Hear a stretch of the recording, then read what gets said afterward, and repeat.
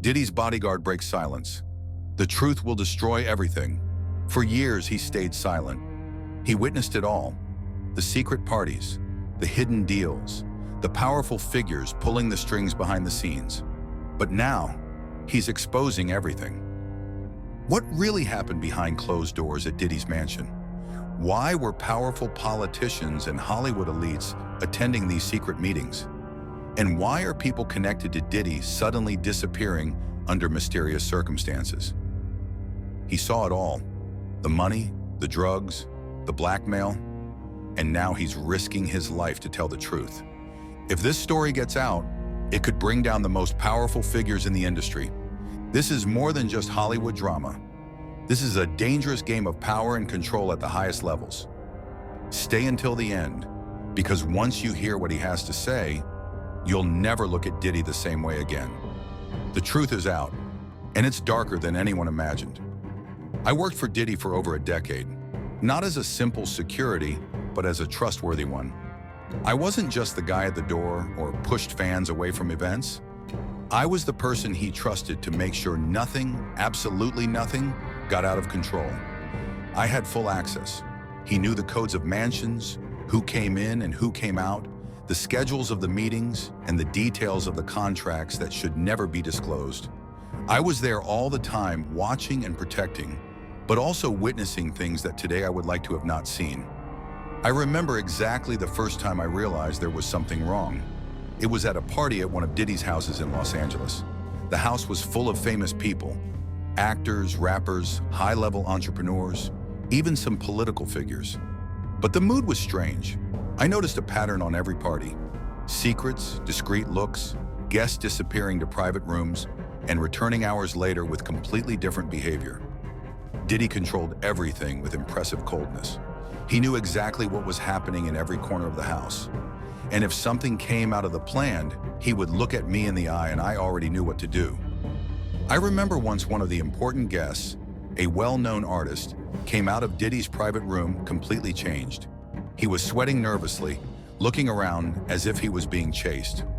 I went to him to see if everything was fine, but he just said, "I should never have come here." He ran into the car and disappeared. The next day I heard that he had been admitted to a rehab clinic. Diddy said nothing. It acted as if nothing had happened. But I knew I had something there, something that wasn't just a party and drink. Over time, I realized that Diddy had absolute control over what happened at these parties. He decided who came in, who came out, and what could or could not be spoken. And the frightening thing was that no one dared to counteract him. Powerful people in the industry frequently appeared. Directors of record labels, lawyers, producers, and everyone treated Diddy as if it were untouchable. And maybe he really was. On some nights, I was called to solve problems that went beyond normal security. Once, one of the guests began to cause a scene, shouting with someone in the middle of the party. Diddy appeared in a matter of seconds, put his hand on the guy's shoulder, and took him to a private room. I was instructed to stay at the door and ensure no one enters. 15 minutes later, the guy came out silent, his face pale, and left without saying a word. I never saw this guy again in any other Diddy party. I started to realize that it was not just about parties or businesses. There was something darker happening behind the scenes. I saw signs of paranoia in Diddy, phone calls in the middle of the night, emergency meetings with lawyers, clear instructions for me to push out certain journalists or specific media figures. Once he asked me to ensure that a guest would not leave the house until he finished important conversation. The guest seemed uncomfortable, almost panicked. When he finally left, Diddy simply said, "Problem solved." For a long time, I thought it was part of the work. I believed I was protecting a powerful businessman who simply had a busy life and a list of enemies. But I was wrong. I was protecting secrets that, if surfaced, could overthrow some of the most powerful figures in the industry. And now I realized that I was an accomplice. I kept the silence for years because I knew that talking could put my life at risk. But I can't hold back it anymore. I saw too much. I know too much.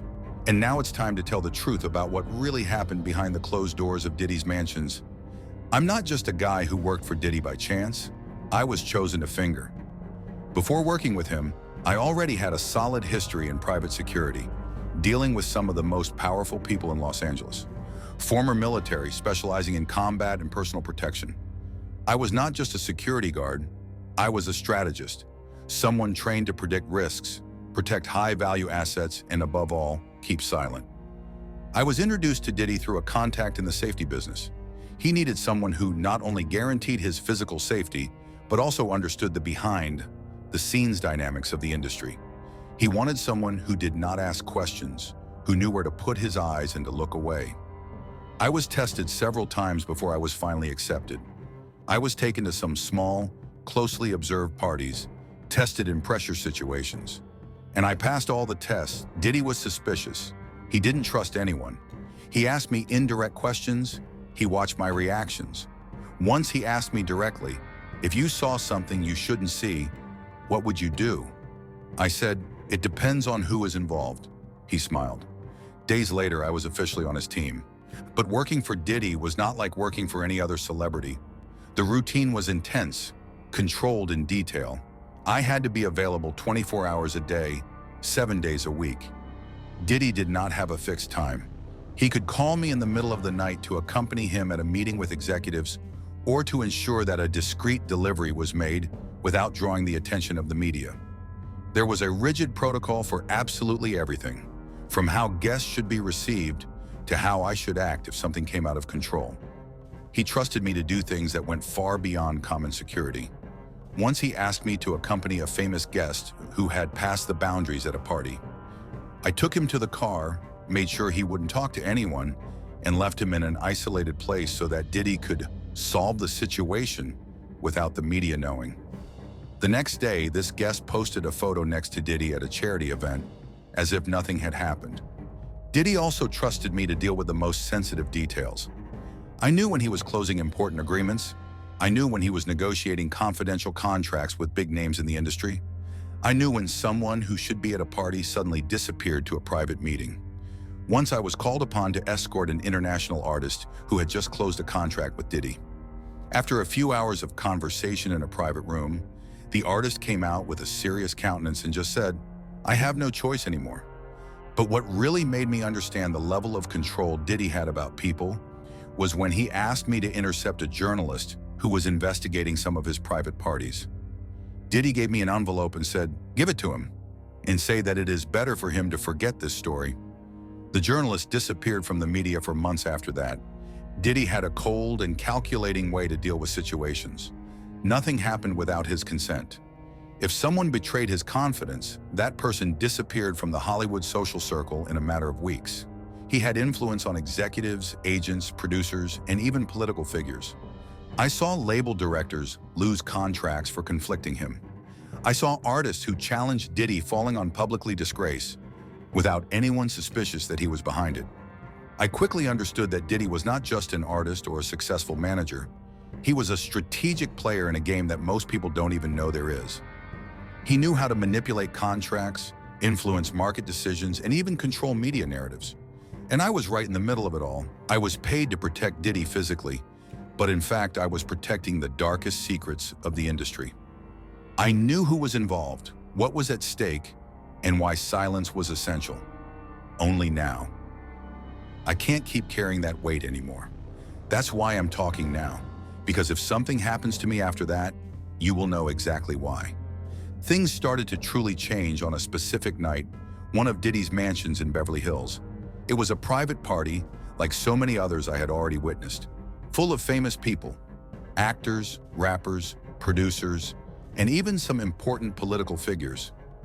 Everything seemed to be under control, but I noticed that Diddy was more tense than usual.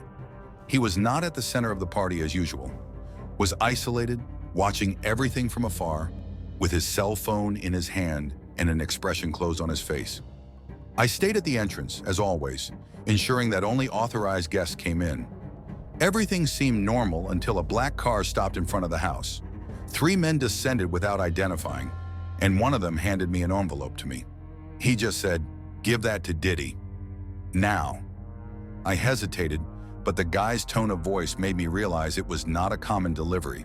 I took the envelope to Diddy, which opened immediately. When he finished reading, he was pale. He looked at me and said, "Bet on everything. No one goes out until I say." Minutes later, Diddy met with some guests in a private room. I stayed at the door, ensuring no one enters. Outside, the party continued, with loud music and drink flowing non-stop. But inside, the mood was different. Diddy was arguing with someone in a low and serious tone. I heard words like recording, proofs, and agreement. After about 20 minutes, Diddy left the room, looked at me and said, "You saw nothing." It was there that I realized that something big was happening. After that night, Diddy's behavior changed. He became more reserved, more paranoid. Private meetings have become more frequent, and the number of security guards doubled. I also realized that some people began to disappear from his circle. People who were always present at parties simply stopped appearing. When I asked Diddy about it, he said only, "They made their choices." A week later, I received clear Diddy instructions to prevent a certain music producer from entering any of its properties. This producer was someone who used to always be next to Diddy. When I asked why, Diddy just replied, "He got involved with the wrong people." A few days later, this producer was accused of fraud and abuse by an important figure in the industry, and somehow Diddy was completely immune to any connection to the case. Another sign that something was wrong was when a magazine of great circulation published a story about private parties involving big names in the industry, including Diddy. The article mentioned secret parties, illegal encounters, and the involvement of powerful Hollywood figures. Diddy was not quoted directly, but the descriptions were clear enough for anyone connected to the industry to know who they were talking about. Diddy acted fast. He called his legal team, cut some connections, and began to surround himself even more from trusted people. It was at this time that he called me to a private conversation. He said, "If you ask you anything, you don't know anything. Is it clear?" I agreed, but at that moment I already knew I was dealing with something much bigger than simple parties or confidential contracts. The definitive turning point was a night in Miami. Diddy was staying in a luxurious coverage, and a party was happening in the pool area. In the middle of the party, Diddy received a call. I was close enough to hear parts of the conversation. He said, "I already took care of it. It won't go out in the media. I have control over it." After turning off the phone, he came to me and said, "I need you to get someone from here now." He gave me the name of one of the guests, a famous businessman known to be involved in various controversies. I found him in one of the altered rooms, looking in panic.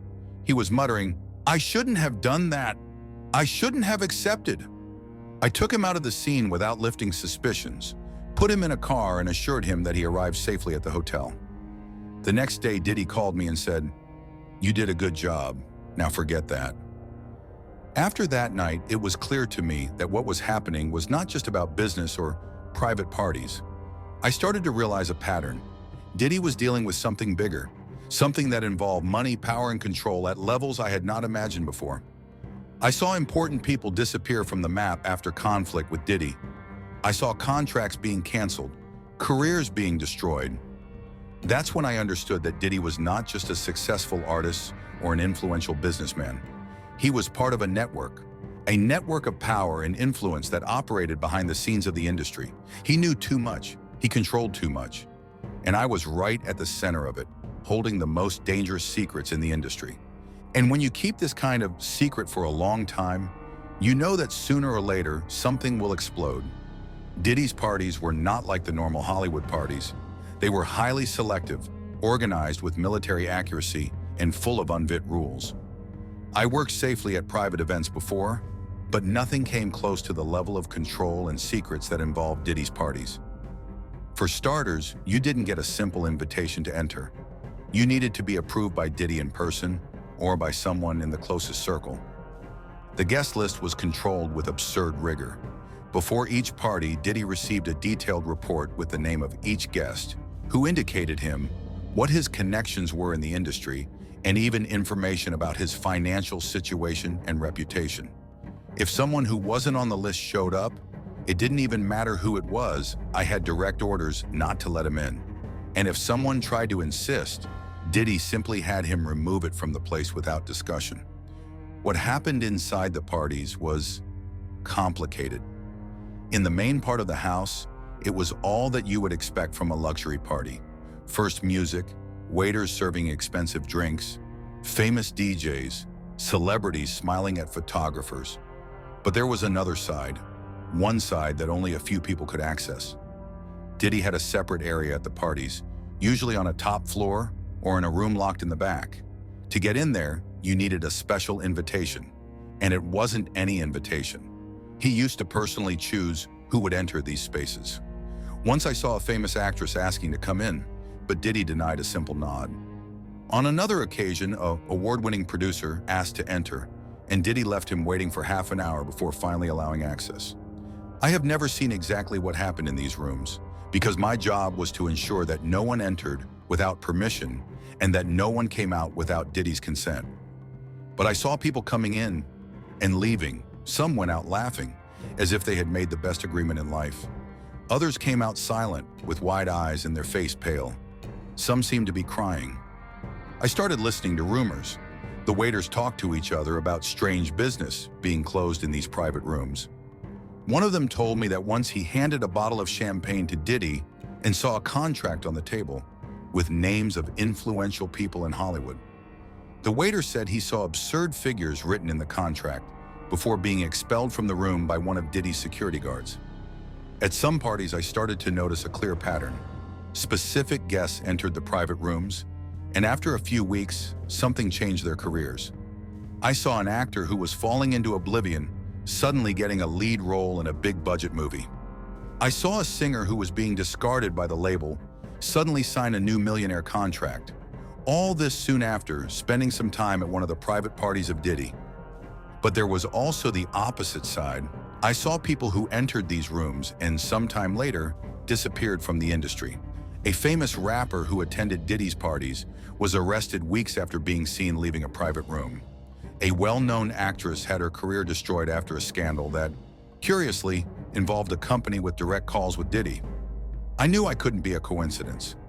What really worried me was a night when one of the guests, a very influential businessman, came out of one of these private rooms staggering, sweating, with a small cut on his forehead.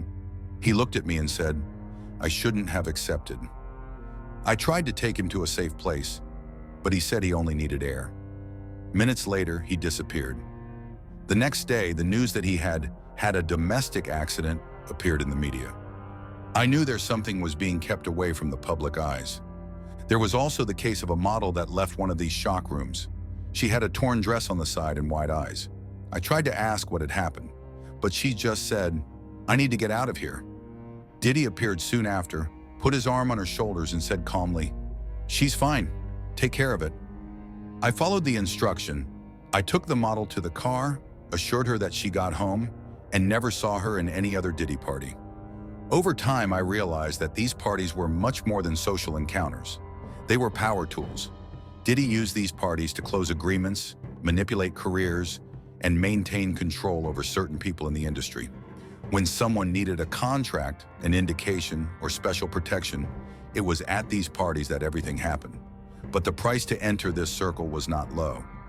I saw people sell the soul to maintain a prominent position in Hollywood, and Diddy was at the center of it all, pulling the strings. One thing that always intrigued me was how Diddy could keep the silence about these parties. No guests ever revealed what really happened inside. Not even the paparazzi could capture compromising images. I found later that Diddy had direct agreements with some media companies to ensure nothing left without their permission. And if someone threatened to break the silence, Diddy simply, "I solved the problem." I knew there was something bigger happening, something that involved more than contracts and influence on the music industry. Diddy was not just doing business. He was operating at a level that involved control, manipulation, and power on a scale that few people can understand. I kept the silence for years because I knew that talking could endanger me. But now I know it's too late to go back. What I saw at these parties, what I witnessed happening in the private rooms, it can no longer be hidden. Private parties and confidential businesses that took place behind the closed doors were not just social events. They were part of a control network. And to keep this network running without fail, Diddy had a very clear system. Reward for those who collaborated, punishment for those who broke the rules. I saw it closely. I saw people who gained millionaire contracts after being silent about certain things they witnessed at the parties.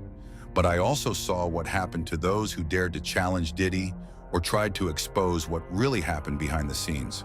The first time I realized how the system worked was when a producer who had attended Diddy's parties for years started talking too much to the media. He gave an interview that he suggested that Diddy's parties were more exclusive than they seemed, mentioned private meetings, sensitive agreements, and even insinuations about the involvement of political figures. He never quoted Diddy directly, but was obvious to those who knew behind the scenes. 2 days after this interview, the producer was found in his apartment in New York, the victim of a home accident. The police report said he had fallen from a ladder, but people close to him said he didn't drink, didn't use drugs, and had a healthy lifestyle. Does he simply fell? I knew no. Diddy knew too. When it came to light in a private meeting, Diddy just said he should have been silent. On another occasion, one of the waiters who worked regularly at parties came to me nervous. He said he had seen too much in one of the private rooms. He mentioned names, important names, and said he was thinking of leaving Los Angeles to avoid problems. I told him to leave as soon as possible. A few days later, the same waiter was fired without notice.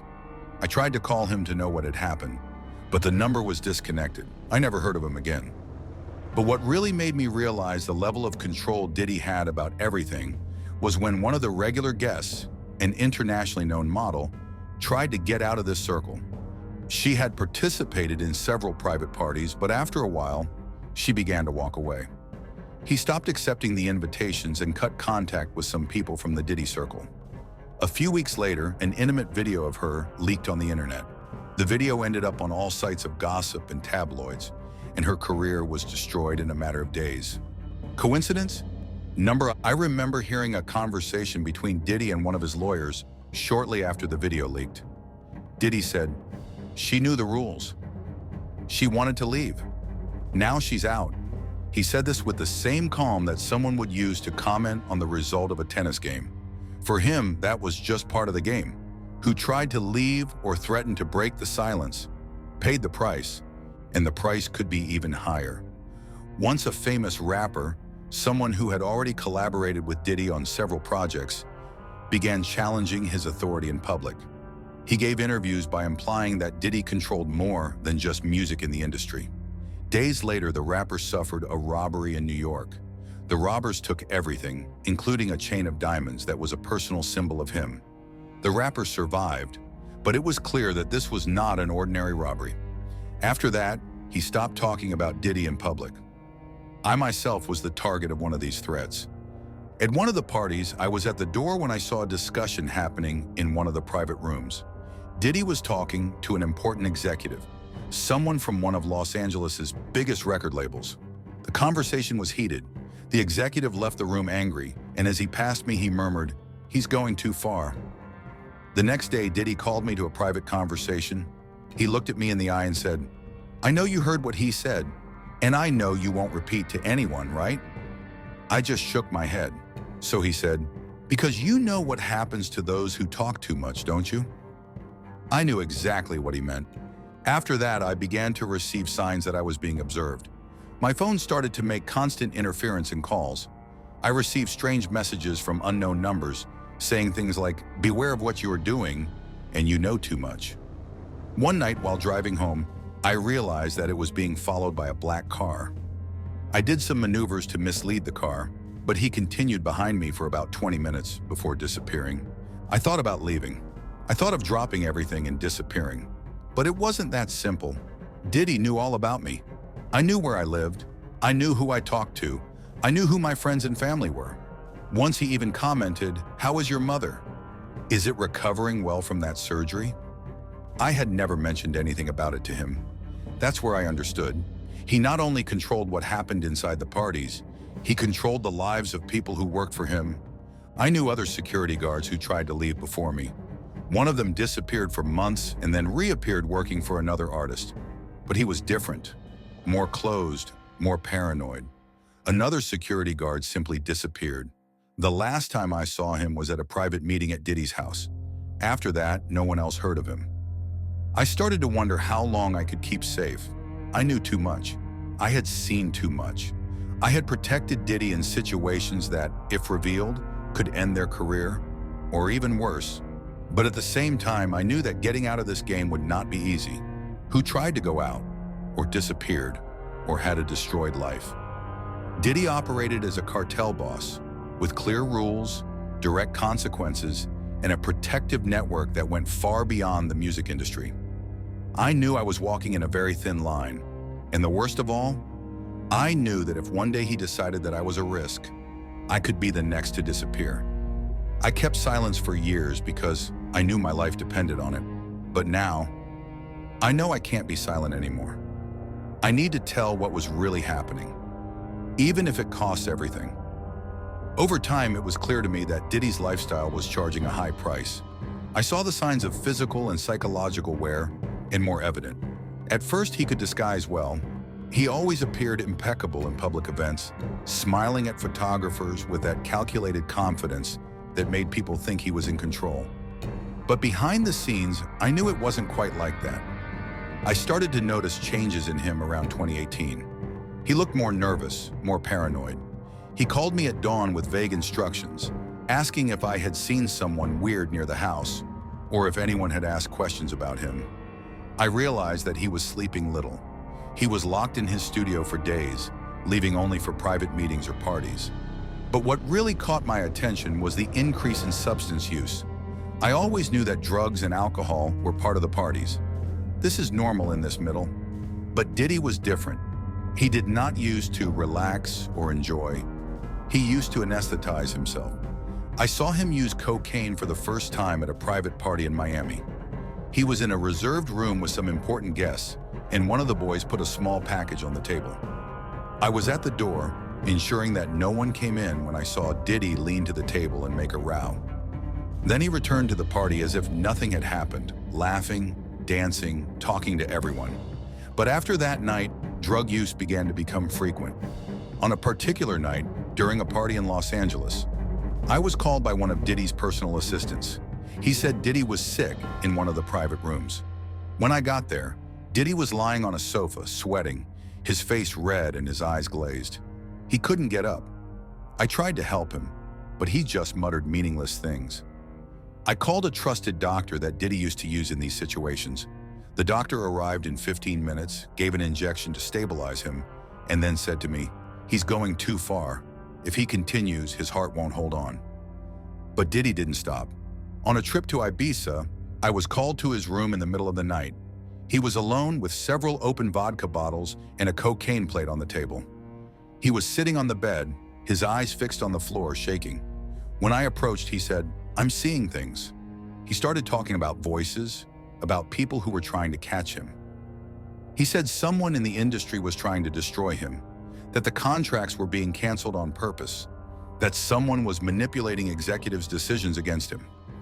I tried to calm him down, saying that he needed to rest, but he held my arm and said, "You don't understand. They are after me. They know what I did."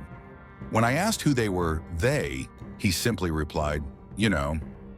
After this episode, Diddy began taking controlled medications. I saw the remedy bottles on his table, anxiolytics, antidepressants, mood stabilizers. But he kept mixing it all with alcohol and drugs. I knew it wasn't going to end well. One night in New York, after a party that ended late, I was called by one of the house officials to help Diddy. When I arrived in his room, he was lying on the floor, with blood dripping from his nose. He had had an overdose. I called the doctor immediately, who managed to stabilize him, but the doctor called me aside and said, "He needs serious help, and fast." But Diddy didn't want help. He said he was in control. He said that this was part of the game, that he just needed a time to restore, but I knew he was losing control. His paranoia also began to affect business. He began to suspect everyone.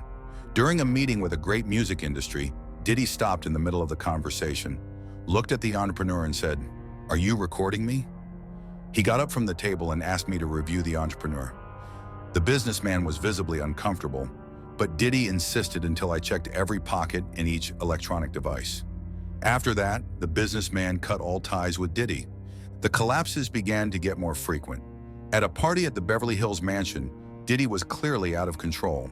He was drinking too much, using cocaine in front of other people, something he never did in public, and at one point he started screaming with one of the guests, accusing him of betrayal. I had to enter the room and get the guests there before the situation got worse.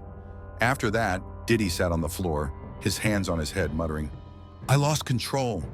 I lost control." On another occasion, he called me to an emergency meeting at his home. When I got there, he was alone, his face down, holding a glass of whiskey. He looked at me in the eye and said, "I know they'll catch me. I know someone is talking."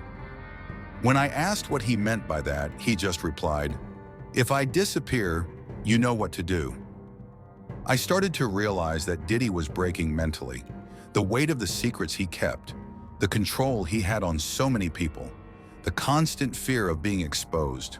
All of this was charging a price, and he was trying to deal with it in the worst possible way, with drugs, alcohol, and isolation. But the worst was yet to come, because when someone at this level of power begins to lose control, the entire system begins to collapse. I knew that if Diddy continued at that pace, he would not survive. Either he would end up having a physical collapse, or someone would take him out of the game before that happened. Because in Hollywood, when you lose control, you become a target. I knew I couldn't protect Diddy forever, and at that moment I started to wonder how long he could really continue playing this game. I always knew that Diddy had important connections, but I only began to understand the true reach of these connections when his name appeared in federal investigations. It was not something that suddenly happened. It was small signs that began to accumulate over time. The first time I realized that the government was keeping an eye on Diddy was around 2019 after a party in Miami. It was one of those reserved parties, full of entrepreneurs and politicians. I was at the entrance screening the guests when I noticed two strange faces circulating near the house. They were not invited. They were dressed discreetly, without mixing with the rest of the party, but paying attention to everything. When I tried to get closer to asking for identification, they disappeared in the crowd. The next day, Diddy received a call. I was in the room when he answered. He didn't say much, just, yes, I understand." After hanging up, he was silent for a few minutes, looking at the phone. When I asked if something had happened, he just replied, "They are watching." I knew later that these two men were federal agents. They had been monitoring Diddy's movement for months, but the reason was not yet clear to me. The real sign that something serious was happening came a few months later when the FBI executed a search warrant at the home of a businessman very close to Diddy. This businessman had a direct connection with some private parties organized by Diddy. He helped fund and manage the logistics of these parties. When the warrant was executed, Diddy was in Los Angeles, but immediately started making calls. I heard him talking to lawyers, saying things like, "They have nothing, and let's keep contracts untouched." Shortly thereafter, Diddy began to surround himself with high-level lawyers, people who charged hundreds of thousands of dollars per hour. He also reinforced safety in the house. I was instructed to do more rigid checks on all visitors, including longtime guests. Extra cameras were installed at the entrance and in the internal corridors of his houses in Los Angeles and Miami. Diddy knew something was happening, but he didn't say exactly what. One night during a party in New York, one of the guests, an important industry in the industry, said, "Diddy, I heard that the government is behind you." Diddy smiled, took the glass of whiskey, sipped, and replied, "They are always after someone." But I knew he was worried. A few weeks later, Diddy's name appeared in a money laundering investigation. The press reported that an investment company linked to one of Diddy's associates was being investigated for involvement in fiscal dropout and illegal funding schemes. Diddy was not quoted directly, but anyone who knew the system knew that this company was indirectly controlled by it. The climate became even more tense when Diddy's name appeared in the federal process records involving trafficking in influence and bribery and label contracts. Diddy's lawyers worked quickly to get him away from the investigation, but I knew from internal sources that the FBI had already begun to monitor its financial movements. I started to notice a clear change in Diddy's behavior after that. He started traveling less often. The parties became smaller and more discreet, and he began to get rid of some properties. He sold a house in Los Angeles and a Miami mansion in a matter of weeks. When I asked about it, he said only, "I'm reducing the risks." But the risks continued to increase. One night, Diddy called me to a private meeting. He was nervous, something rare to him. He handed me an envelope and said, "If something happens to me, you deliver it to my lawyer." I asked what was in the envelope, and he replied, "The truth." I never opened that envelope, but I knew the content was explosive. Diddy had information about very powerful people. I had already heard names of political figures, media moguls, and even leaders of important organizations being mentioned in their private meetings. Diddy had files, he had contracts, emails, recordings, and he knew that if this information fell into the wrong hands, he would be over, and a lot of people would fall with him. Things really started to go out of control when one of Diddy's lawyers was found dead in a hotel in Manhattan. Officially, the cause of death was declared as suicide, but I knew it made no sense. This lawyer had been working with Diddy for over 10 years. He knew everything. Diddy was silent after this news. He locked himself in the mansion for 3 days, not to mention anyone. When he finally left, he just said, "They are too close." After that, anonymous reports about Diddy in the press began to appear. Accusations of abuse, contract manipulation, and even involvement with influence trafficking. Diddy's lawyers worked quickly to control the damage, but I knew the siege was closing. Diddy began to act like someone who knew he was told. He moved away from social circles, stopped attending public events, and increased the level of personal security. He said he was giving time, but I knew he was trying to avoid a direct confrontation with the authorities. One night he called me to a private conversation. He was calm, but I could realize that he was shaken. He said, "If I fall, a lot of people will fall with me." I asked what he meant by that, and he just replied, "They can't allow me to say."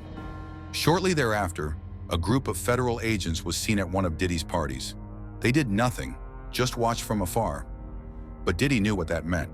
He said to me, "They want me to know I'm being observed." I knew that if Diddy were exposed, he would not be the only one to fall.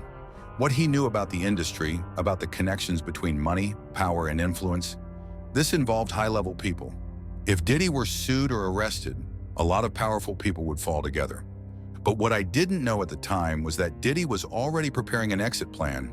He knew the game was running out, and he was ready to do whatever he was needed to protect himself, even if it meant sacrificing some of the people he protected for years. The question was no longer if Diddy would be exposed. The question was, who would he take with him if he fell? I never thought that one day I would reach this point. Working for Diddy was more than a job. Went to a system, being part of a cycle of power and influence that shaped careers, contracts, and integer destinations in the music and cinematic industry. For years, I followed orders without question. I was part of it. I protected Diddy's secrets, removed obstacles, silenced problems before they reached the media, and assured that parties, agreements, and private meetings happened without interruption. I kept the silence because I knew what was at stake, because I knew what happened to those who talked too much. I saw people disappear.